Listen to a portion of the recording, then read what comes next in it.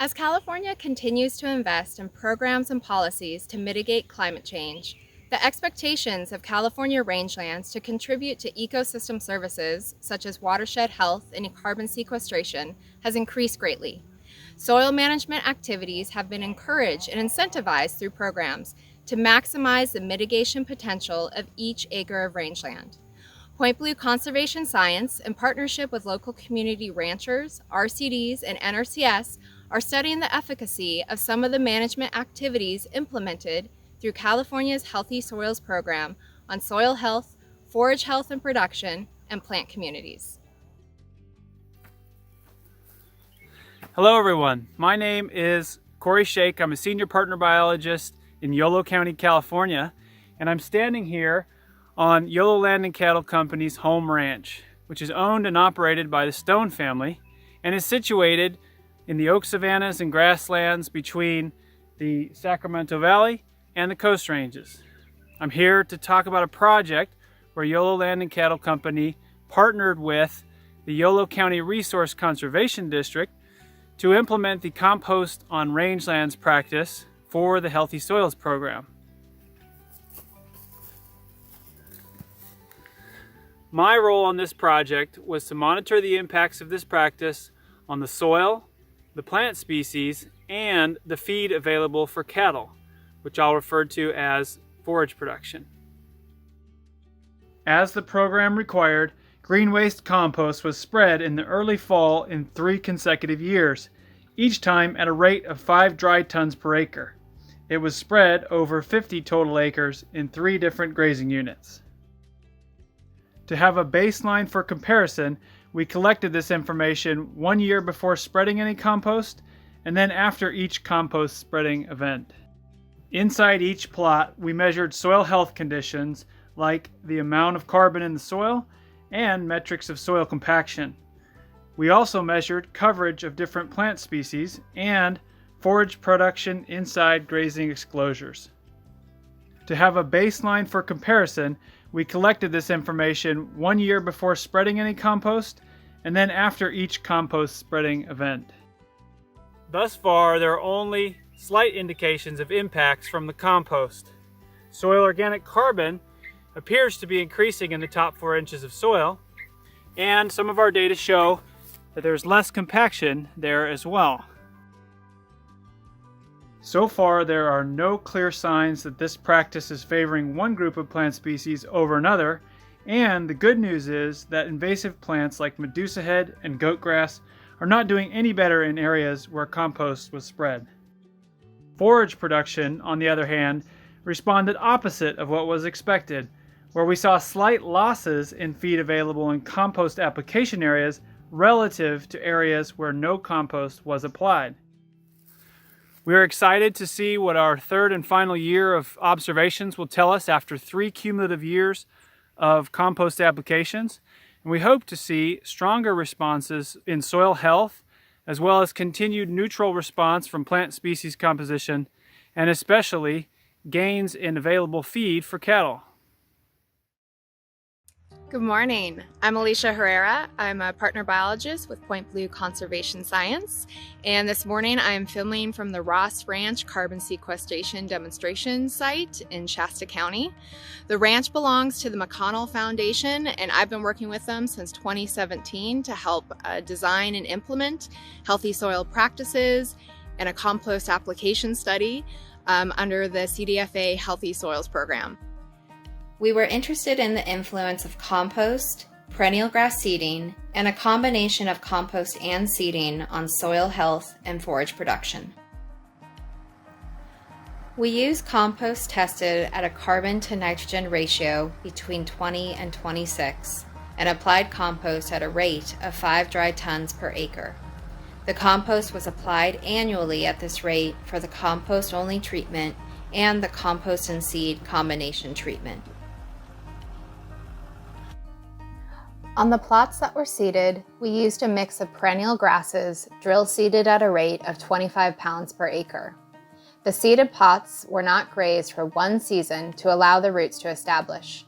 Afterwards, all treatment and control plots were grazed at the same intensity during the fall through spring grazing season. We collected data on soil surface carbon to a depth of 8 inches, on bulk density, water infiltration, and forage biomass production. We have 1 year of pre-treatment data and 3 years of post-treatment data for the soil health metrics and 2 years of post-treatment data for forage production. After 3 years of monitoring, we found few significant changes in soil health metrics. None of the treatments significantly changed soil surface organic carbon or water infiltration rates. The seed-only plots had slight but significant increases in soil compaction, while the compost-only and compost plus seed plots were trending towards reduced soil compaction. 2 years of peak forage production monitoring has shown elevated production levels on plots that received a treatment, significantly so on the plots that were treated with the combination of compost and seeding. Interestingly, in the second year of monitoring, production increased significantly on the controlled plots, but remained relatively consistent on the plots that received compost. We're eager to collect another year of forage production data to see if a trend emerges of reduced production on plots with compost amendment. Thank you so much for joining me out in the field this morning. Hi, I'm Brianna Schnelly. I'm a partner biologist with Point Blue Conservation Science, and today I'm here at Springs Ranch, home of the Jefferson Center for Holistic Management, a Savory Institute hub in the far northeastern corner of Modoc County. Today I'll share some of our initial findings 1 year after project implementation. Our project focuses on demonstrating the feasibility and testing the outcomes of 2 practices: a one-time compost application at a high rate and rangeland seeding, as well as their interaction. We applied compost at a rate of 12 tons per acre using a standard manure spreader in April of 2020. The compost we used had a carbon to nitrogen ratio of 15:1. A diverse seed mixture of 22 different species of grasses and forbs was also planted in the study plots in March of 2020 using a no-till drill, and we seeded at a rate of 30 pounds per acre. All of the study plots were grazed once in the summer or fall of 2020 using holistic management principles with adaptive multi-paddock grazing. We wanted to study several of the diverse systems in a holistically managed ranch. Therefore, we collected Soil organic carbon at 2 depths, 0 to 10 centimeters and 10 to 40 centimeters. Crop yield data, plant nutrition availability using plant tissue analysis, soil microbial community by testing and analyzing the phospholipid fatty acids, or PLFA. We did an overall assessment of soil health using the Haney test, which includes soil organic matter and soil respiration. We looked at greenhouse gas emissions, as well as dung beetle and bird populations. So far, with only 1 season of post-practice implementation data, we have found that our soil organic carbon at the shallow 0 to 10 centimeter depth went up in almost all of our plots, including our control plots. Increases ranged from 0.1 to 1.3% increases, with the highest increases in the compost-only plots, an average of 0.6% increase. The deeper 10 to 40 centimeter depth had a 50-50 split, with some plots increasing and some plots decreasing in soil organic carbon, but all by a very small amount. Once again, the compost-only plots were the highest increased average, with 0.2% at the steeper level. We found pretty similar results in our forage production that we did with our soil organic carbon results. We saw an increase across the board in forage production, including in our control plots. But we did see that our compost-only plots really blew the others out of the water in terms of percent increase. Thanks for your time today and for learning about our project at Springs Ranch.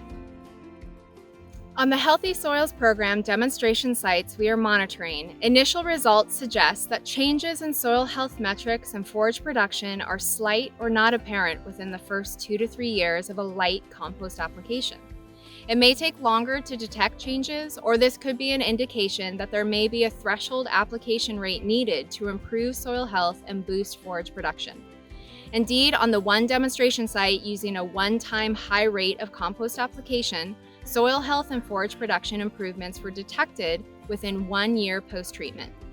It's important to continue to evaluate these practices in the context of different climates, soil types, land use histories, and stacking of practices to inform recommendations and adoption of practices at a large scale.